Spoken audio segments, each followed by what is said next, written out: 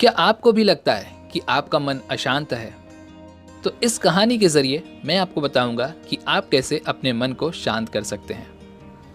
यह कहानी शुरू होती है एक राजा और एक सन्यासी के बीच। राजा ज्यादातर परेशान ही रहता था।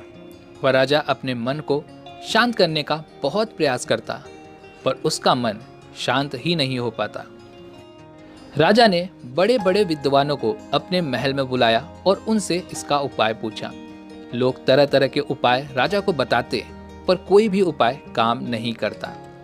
एक दिन एक व्यक्ति राजा के पास आया और उसने कहा कि आपके मन को शांत करने का एक उपाय है। राजा उस व्यक्ति की बात सुनकर बहुत खुश हुआ और उस व्यक्ति से कहता है कि यदि तुम ऐसा कर देते हो तो मैं तुम्हें इतना धन दूंगा कि तुम उतना सोच भी नहीं सकते। वह व्यक्ति राजा से कहता है, आपका मन मैं तो शांत नहीं कर सकता, पर एक सन्यासी है जो आपका मन शांत कर सकता है। वह कोई आम सन्यासी नहीं है, वह एक बहुत ही पहुंचा हुआ सन्यासी है। आप उससे एक बार अवश्य मिलें। वह सन्यासी आपके समस्या का समाधान जरूर करेंगे। राजा उस व्यक्ति की बात सुनकर काफी खुश हो जाता है और उससे कहता है कि कहाँ मिलेगा मुझे यह सन्यासी। वह व्यक्ति राजा से कहता है कि यहाँ से कुछ दूर एक जंगल है, उस जंगल में उसकी एक छोटी सी कुटिया है, वहीं पर वो सन्यासी रहता है। राजा अपने कुछ सैनिकों के साथ उस सन्यासी के पास पहुंचता है और उस सन्यासी से कहता है कि मैंने सुना है आप बहुत पहुंचे हुए सन्यासी हैं। वह सन्यासी राजा को अनदेखा कर देता है। राजा सोचते हैं कि शायद इन्होंने मेरी बात नहीं सुनी। राजा फिर कहता है, मैंने सुना है आप बहुत पहुंचे हुए सन्यासी हैं, क्या आप मेरी समस्या का समाधान कर सकते हैं? सन्यासी ने राजा के प्रश्न का कोई भी उत्तर नहीं दिया। राजा मन ही मन सोचने लगता है कि सन्यासी कोई उत्तर क्यों नहीं दे रहे। राजा मुद्दे की बात करता है। राजा सन्यासी से पूछता है, क्या आप मेरे मन को शांत कर सकते हैं? वह सन्यासी पहले तो मुस्कुराता है और फिर राजा से पूछता है, तुम्हारा मन अशांत क्यों है?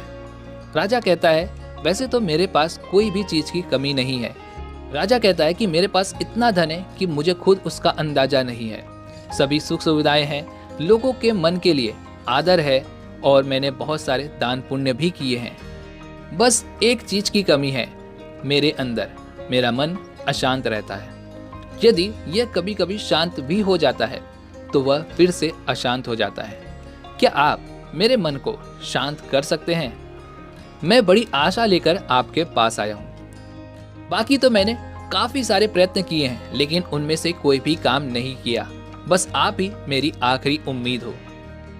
वह सन्यासी राजा से कहता है, बिल्कुल मैं तुम्हारे मन को शांत कर सकता हूँ। राजा यह सुनकर बहुत खुश हो जाता है और राजा कहता है, उसके लिए मुझे क्या करना होगा मुझे बताइए। सन्यासी मुस्कुराते हुए कहता है, कल सुबह तुम मेरे पास आना, पर ध्यान रहे कि अकेले आना। इस पर राजा कहता है कि ठीक है, कल सुबह मैं आपके पास आ जाऊंगा। सन्यासी कहते हैं, पर एक बात ध्यान रहे कि अपने अशांत मन को भी साथ में लेकर आना। राजा यह बात सुनकर चौंक जाता है और सोचता है कि यह कैसी बात हुई। राजा कहता है कि क्या आप कृपा करके एक बार और बताएंगे? सन्यासी राजा से कहता है कि तुम कल सुबह जल्दी आना और अपने अशांत मन को भी साथ लेकर आना। कहीं ऐसा न हो कि तुम उसे अपने महल में ही छोड़ आओ। राजा के मन में कई सारे सवाल उठने लगते हैं। राजा सोचने लगता है कि कहीं यह व्यक्ति पागल तो नहीं, लेकिन अब राजा के पास कोई और विकल्प भी तो नहीं था। तो राजा ने सोचा, चलो एक बार इस सन्यासी की बात भी मानकर देख लेते हैं। अगले दिन सुबह सुबह राजा अकेले सन्यासी के पास पहुंच जाता है और कहता है, मैं आ गया। वह सन्यासी उस राजा से कहता है, तुम तो आ गए, ठीक है, लेकिन तुम्हारा अशांत मन कहाँ है? लाओ उसे मुझे दे दो, मैं उसे अभी शांत करके तुम्हें दे देता हूँ। राजा कहता है, आप यह कैसी बात कर रहे हैं? आप इतने पहुंचे हुए सन्यासी होकर यह भी नहीं जानते कि मन कोई ऐसी वस्तु नहीं जिसे मैं उठाकर आपको दे दूं। मन तो मेरे भीतर है। सन्यासी उस राजा से कहता है, ठीक है, बैठ जाओ और अपनी आंखें बंद करके उस अशांत मन को अपने भीतर ढूंढो।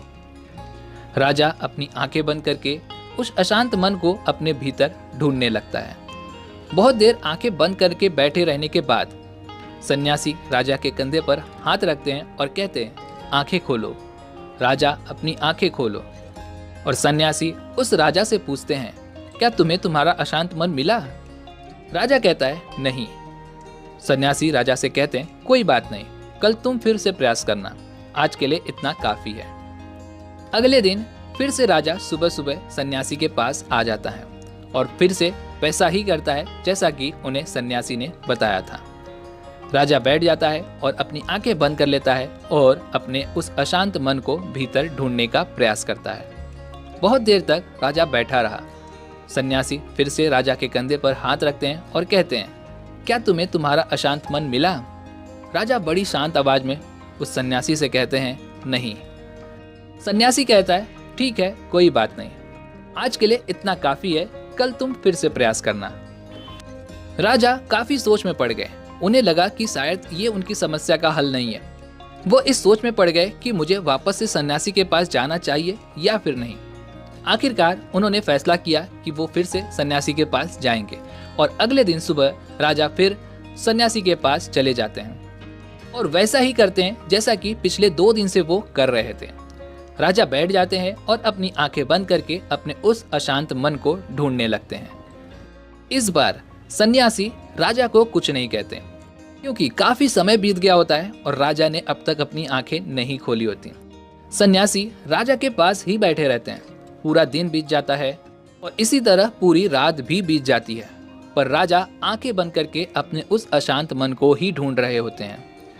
और अगले दिन जब सुबह राजा की आंखें जैसे ही खुलती हैं, राजा अपने सर को सन्यासी के पैरों में रख देता है और कहता है कि जिस अशांत मन को मैं ढूंढ रहा था वो तो मुझे नहीं मिला, लेकिन वो शांति जरूर मिल गई जिसके लिए मैं अब तक भटक रहा था।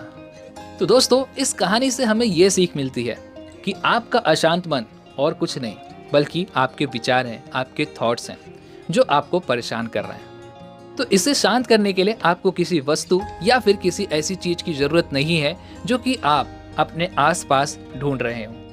तो उस राजा की तरह आप भी अपने मन की शांति को कहीं बाहर खोज रहे हैं, जबकि ये शांति कहीं बाहर नहीं बल्कि आपके भीतर ही है। बस जरूरत है तो आपको उसे खोज निकालने की।